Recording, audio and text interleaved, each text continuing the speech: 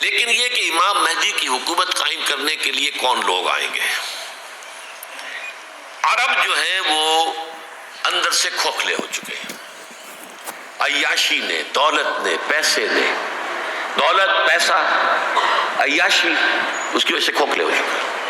یہاں میں آپ کو دو حدیثیں سنانا چاہتا ہوں۔ سنن ابن ماجہ کی روایت ہے حضرت ابو ہریرہ سے رضی اللہ تعالی عنہ، قال قال رسول اللہ صلی اللہ علیہ وسلم اذا وقعت الملاحم بعث اللہ بعثا من الموالی هم اکرم العرب فرسا واجودہ سلاحا یؤید اللہ بہم الدین، رواہ ابن ماجہ عن ابی ہریرہ رضی اللہ تعالی عنہ۔ جب ملاحم کا دور شروع ہوگا تو اللہ تعالیٰ اٹھائے گا ایک لشکر یا لشکروں پر لشکر موالی میں سے۔ موالی کون ہے؟ عربوں نے جب فتح کیا تھا اس پورے علاقے کو خلافت راشدہ کے دوران، اور پھر وہ لوگ جو ہے، ایک رائے تو یہ تھی کہ انہیں غلام بنایا جائے سارے آبادیوں کو، لیکن یہ کہ حضرت عمر کا اجتہاد تھا، اس کے مطابق جو ان کو غلام نہیں بنایا گیا تو وہ موالی کی حیثیت رکھتے ہیں۔ عربوں میں دم نہیں ہے، موالی میں سے لشکر اٹھیں گے کہ جو در حقیقت حضرت مہدی کی حکومت کو قائم کریں گے۔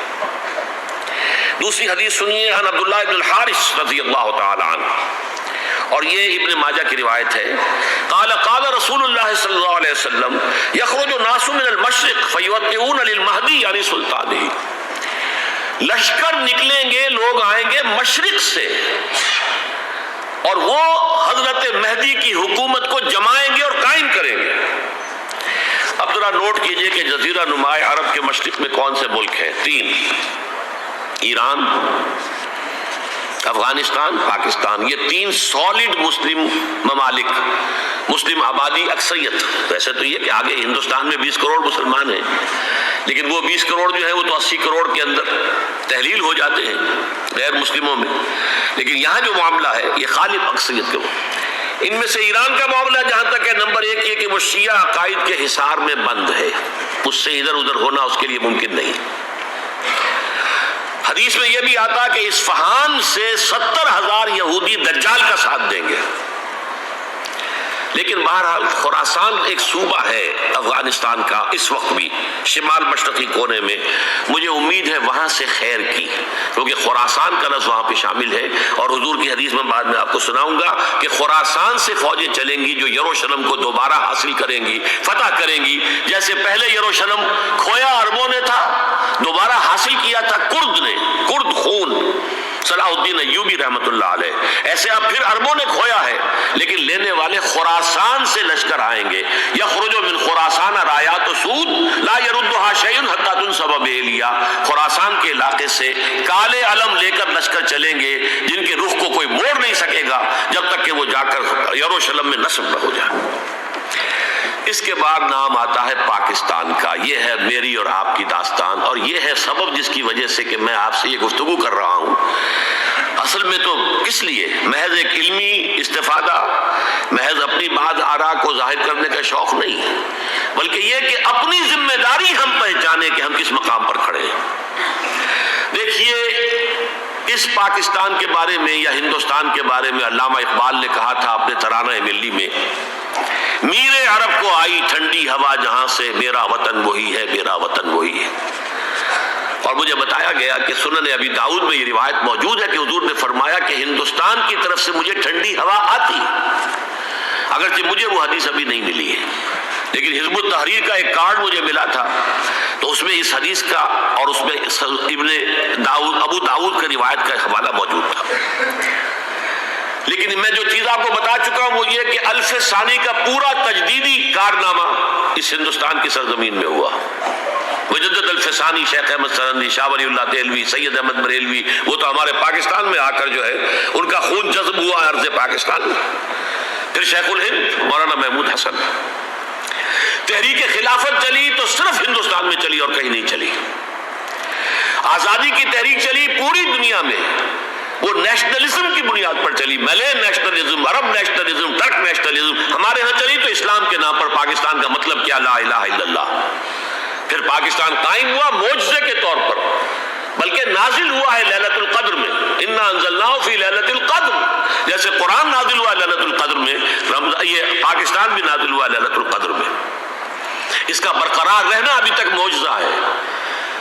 ہندو یہ سمجھتا تھا، کانگریس سمجھتی تھی کہ جھٹپٹ ختم ہو جائے گا۔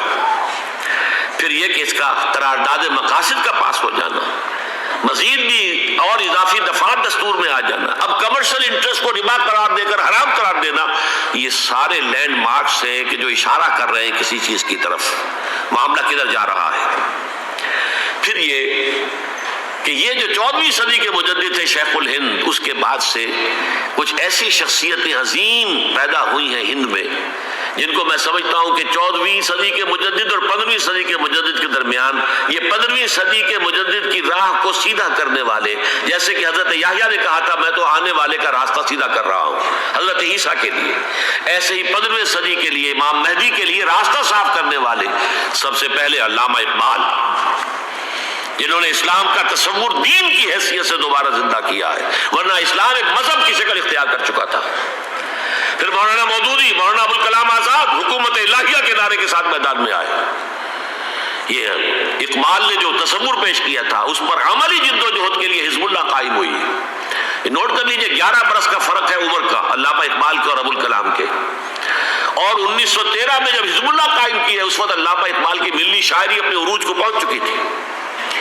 پھر یہ کہ علامہ اقبال کے بعد تعبیر جو ہے اس کام کی وہ ابوالکلام نے کی، لیکن روایتی علماء نے کی شدید مخالفت کی وجہ سے وہ بددل ہو کر چھوڑ گئے، کانگریس میں شامل ہو گئے، بساط جو ہے حزب اللہ کی انہوں نے لپیٹ دی۔ پھر مولانا مودودی آئے، انہوں نے وہ ڈور جو ہے اس کا سرا تھاما، جماعت اسلامی قائم کی حکومت الہیہ ہی کے قیام کے لیے، اگرچہ میرے نزدیک یہ کہ وہ انتخابی اور ایک قومی سیاست کی ایک جماعت بن کر پاکستان میں جو ہے دلدل میں پھنس گئی ہے، اب ہم اس کی کوشش کر رہے ہیں تنظیم اسلامی اور یہ تحریک خلافت جس کے تحت یہ جلسہ ہو رہا ہے، یہ ساری چیزیں وہ ہیں کہ آپ کو سوائے پاکستان کے اور کہیں نہیں ملیں گی پوری دنیا میں۔ معلوم ہوتا ہے کہ پاکستان کو بہت بڑا رول پلے کرنا ہے اس میں، اور اس کے ساتھ اب جمع کر لیجئے افغانستان کی عمارت افغانستان، اسلامی عمارت افغانستان قائم ہو چکی ہے۔ یہ پچھلے 20 سالوں میں جو کچھ وہاں ہوتا رہا ہے اس سے پہلے تصور نہیں ہو سکتا تھا۔ علامہ اقبال کے فرزند بھی دیکھ کر آئے ہیں، تو اگرچہ وہ خود میں سمجھتا ہوں کہ خاصے انہیں آپ لبرل کہیں، آزاد خیال کہیں، لیکن اس درجے متاثر ہو کر آئے تھے کہ انہوں نے یہ کہا افغانستان میں جو میں نے حالات دیکھے ہیں کہ اگر 2-4 اور مسلمان ملکوں کے اندر یہ نظام قائم ہو جائے تو پوری دنیا مسلمان ہو جائے گی۔ یہ سب کچھ کیسے ہو رہا ہے؟ یہ آنے والے دور کی جھلکیاں ہیں، coming events are casting their shadows before. یہ سب بتا رہے ہیں کہ پاکستان افغانستان کو مل کر اس میں کوئی عظیم رول پلے کرنا ہے۔ اور اس کے ضمن میں اب میں علامہ اقبال کے بارے میں آخری بات کہہ رہا ہوں۔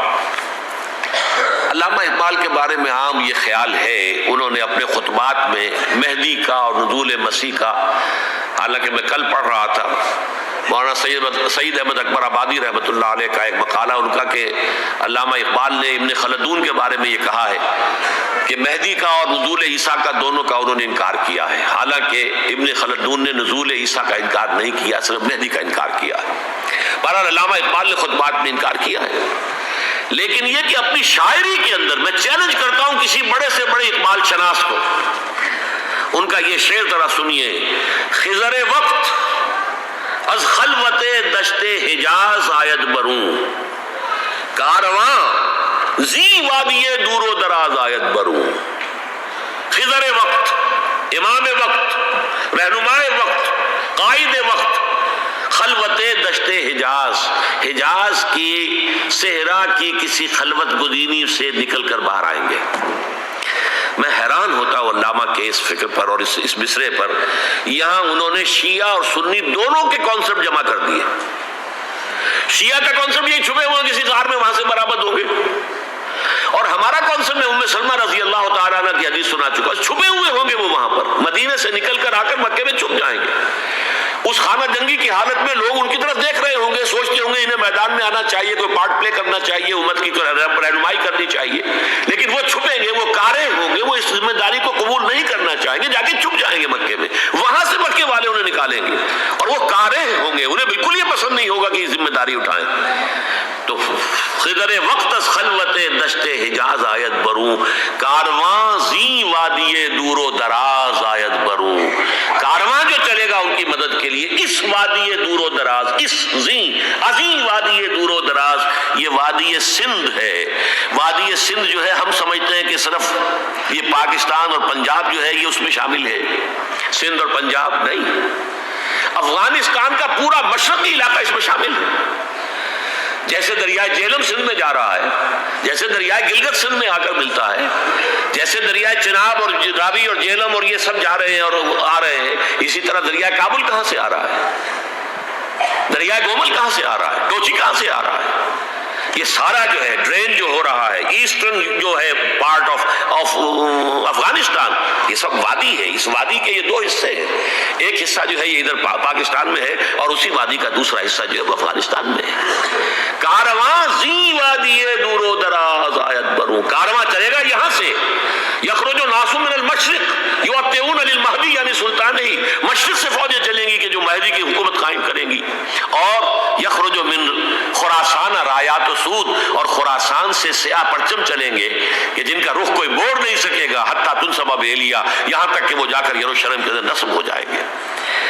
حضرات، میں ایک میری گفتگو کا حصہ باقی تھا لیکن میں اسے چھوڑ رہا ہوں، اس لیے کہ گلوبلائزیشن جو اس کی ہوگی، جو خلافت علی منہاج النبوہ کی تجدید کامل حضرت مہدی کے ہاتھوں عرب میں ہوگی، اس سے پہلے اس کے لیے محنت، کوشش، جد و جہد پاکستان اور افغانستان میں ہو چکی ہوگی جو اسے سپورٹ کرے گی اور وہاں جا کر حکومت قائم کرے گی. اس کے بعد گلوبلائزیشن کا جو مرحلہ اس کا ہے وہ حضرت مہدی کے ہاتھوں نہیں ہے، وہ حضرت عیسیٰ ابن مریم ان کے نزول کے بعد ہے، جن کے نزول کے بعد دجال کا خاتمہ ہوگا اور یہودیوں کا استحصال ہوگا. مسلمانوں پر بھی بڑی تکالیف عربوں پر آئیں گی، شدائد آئیں گے، لیکن یہ وہ میں حصہ ملتوی رکھتا ہوں کسی دوسری محفل ہو، کسی دوسری مجلس